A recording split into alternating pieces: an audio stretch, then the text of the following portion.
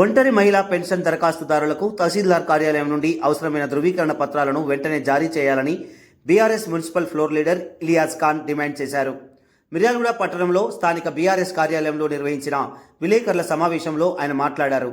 అధికారుల జాప్యం వల్ల ధృవీకరణ పత్రాలు అందక అర్హులైన ఒంటరి మహిళలు పెన్షన్కు దూరం అవుతూ తీవ్ర ఇబ్బందులు పడుతున్నారని ఆవేదన వ్యక్తం చేశారు.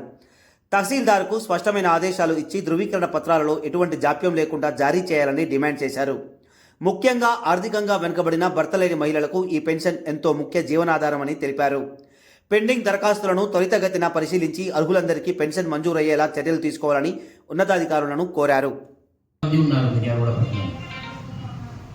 ఇటు గ్రామాల్లో మిర్యాలగూడ నియోజకవర్గంలో వందల మంది వెళ్తారు. అప్లికేషన్స్ 56 వచ్చినాయి. ఈ విషయాన్ని మా గౌరవ మాజీ శాసనసభ్యులు మిర్యాలగూడ అభివృద్ధి ప్రదాతలకి మనం మున్సిపాలిటీలో జరిగే పెన్షన్ల విషయంపై చెప్పడంతో అధికారులకు కూడా చెప్పడం జరిగినది. ఒంటరి మహిళలకు మరి చాలా అన్యాయం జరుగుతున్న విషయం. ఈ విషయాన్ని మరి పత్రికా విలేకరులతో చెప్తే కొంచెం స్ట్రాంగ్ ఉంటుందనే ఉద్దేశంతో ఇటు మేము కూడా చెప్తున్నాము. ఇంకా ఎమ్మెల్యే గారికి కూడా రిప్రజెంట్ చేయదలుచుకున్నాము. ఆర్డీఓ గారికి ఆల్రెడీ ఎంఆర్ఓ గారికి దీని గురించి మేము చెప్పాము. మా కౌన్సిలర్స్ కూడా వెళ్ళారు.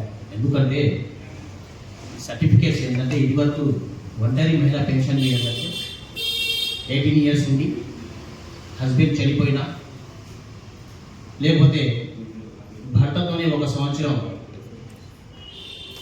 వేరే వెళ్ళిపోయినా కూడా భర్త లేకుండా వెళ్ళిపోయిన జీవనం చేస్తున్న మహిళలందరికీ అప్పటి బీఆర్ఎస్ ప్రభుత్వం ఒంటరి మహిళలకు పెన్షన్ అందజేయాలని స్కీమ్ తెచ్చిన విషయం మనకు అందరికీ తెలిసినది.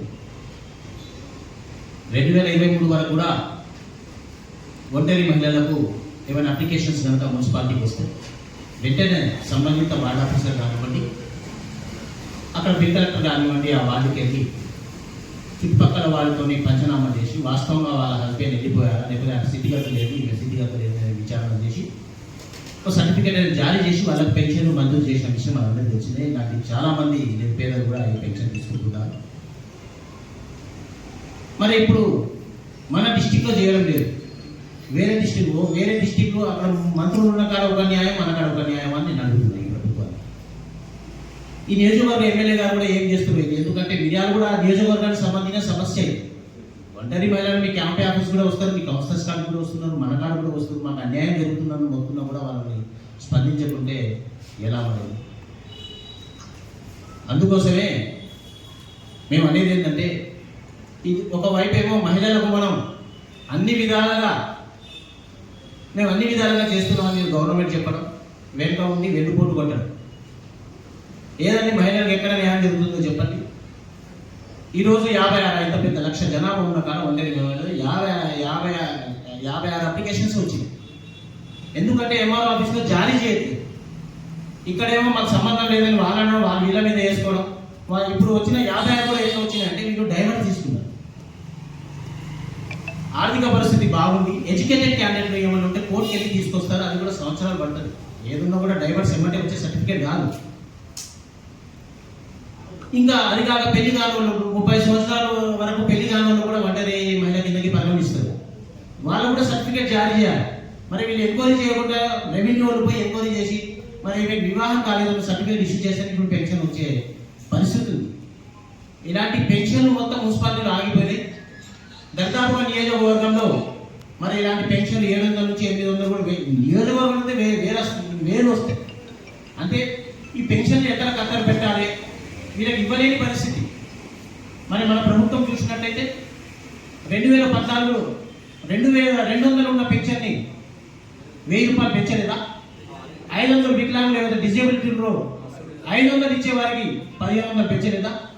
మరి 2018 రాగానే రెండోసారి ప్రభుత్వం రాగానే అలాంటి పెన్షన్లనే 1500 ఉన్న వారికి 3000 16,000 పెంచలేదా? 1000 వాళ్ళకు 2016 పెంచలేదా? 2023లో మళ్ళీ ఒకసారి వృద్ధులు చాలా ఇబ్బంది పడుతున్నారు. 57 సంవత్సరాలు 65 సంవత్సరాలు ఉన్న కుదిరించి 57 years కూడా వృద్ధుల్లో జాయిన్ చేసి వాళ్ళ పెన్షన్ ఇవ్వలేదా? 2023లో అందరికి ఇచ్చినాం, అందరికి అందజేసినాం. సర్టిఫికెట్లు జారీ చేయాలి. అదేవిధంగా పెన్షన్ ఏదైతే 10 రకాల పెన్షన్ మా గవర్నమెంట్ అందిస్తుందో దాన్ని నువ్వు పెంచడం దేవుడే కానీ ఉన్న పెన్షన్ ఇస్తే చాలని మేము గట్టిగా డిమాండ్ చేస్తున్నాము. ఇక్కడ ఉన్న ఓల్డ్ ఏజ్ కూడా అన్ని పెన్షన్ 10 రకాల పెన్షన్ నువ్వు విడతలు కాదు. ఇప్పటికీ 4 ఏళ్ళు అయిపోయింది నీ ప్రభుత్వం ఒడిగేది ఉంటుంది. నువ్వు ఇస్తాను కూడా నమ్మకంలో కళ్ళు కాల్చి వాళ్ళైతే కొంతమంది అప్లై చేసుకొని చనిపోయిన వాళ్ళు ఉన్నారు. అది ఎంత సిగ్గు చేయడు. నాకు పెన్షన్ వస్తుంది అని రాజకీయ నాయకుల చుట్టూ ఎమ్మెల్యే క్యాంప్ చెట్టి పెన్షన్ తీసుకోకుండా కూడా చనిపోయిన వాళ్ళు కూడా చాలా బాధ అండి. ఇది చాలా ఇబ్బందికరంగా ఉంది. అన్ని పెన్షన్లు గవర్నమెంట్ ఇక్కడ ఉన్న ఎమ్మెల్యేస్ కూడా అన్ని నియోజకవర్గాల ఎమ్మెల్యేస్ కూడా గవర్నమెంట్ తీసుకెళ్లి సీఎం మీద ఒత్తిడి తెచ్చి అందరికి వచ్చేటట్టు చేయాలని మేము సభాముఖంగా తెలియజేస్తూ, అదేవిధంగా 2,50,000 ఇందిరమ్మ ఇల్లు మేము ఇస్తున్నామంటూ మరి నియోజకవర్గంలో మనం చూసినట్టయితే 553 ఇల్లు మరి ప్రజల సమక్షంలో ఎలాంటి అవినీతికి తావు లేకుండా ఎలాంటి అక్రమాలు లేకుండా పబ్లిక్ లో మనం తీసిన సంగతి మీ అందరికీ తెలిసేది. అంటే తీసి 3 years అయింది. దానికి రిపేర్లు పెట్టి రోడ్లు చేసి మళ్ళీ దాన్ని ఇవ్వకుంటే మళ్ళీ ఒక 2-3 ఏళ్ళకి అదే దిస్తుంది వస్తుంది. దాంట్లో ఉన్న కిటికీలు వైర్లు అవన్నీ గుచ్చుకోపోవడం, మళ్ళీ దానికి బడ్జెట్ పెట్టడం ఇవ్వకపోవడం, ఇదే తంత్రాన నడుస్తుంది. సరే మేము ఇచ్చే మూమెంట్ అంతా రెడీ అయిన మూమెంట్ ఎలక్షన్ బోర్డు వచ్చింది, కేటీఆర్ కూడా వస్తున్నారు, బోర్డు వచ్చింది, అది ఆగిపోయింది. తర్వాత అయినా ఇంత టైం దొరికిందిగా 3 years వాళ్ళకి ఇవ్వాలిగా. మొత్తం 553 మందికి అర్హులుగా మనం ప్రకటిస్తే దాంట్లో మీరు షార్ట్ అవుట్ చేసి 330 మందికి కుదిరించింది. ఏ రకంగా తీసిరో మాకు తెలియదు. 365 degrees మేము తీసేసినా ఉన్నాం. మళ్ళీ దాంట్లో కత్తెర పెట్టిన చెప్తున్నారు. వార్డుకు ఒక 2 తీసి అధికార పార్టీ సంబంధించిన కౌన్సిలర్స్ పంచుకోవాలని వాళ్ళు అంటున్నారంటే మేము చెప్పట్లేదు, వాళ్ళే ఆందోళన చెందుతున్నారు, వాళ్ళే చెప్తున్నారు మాట్లాడ ఇది కరెక్ట్ కాదు.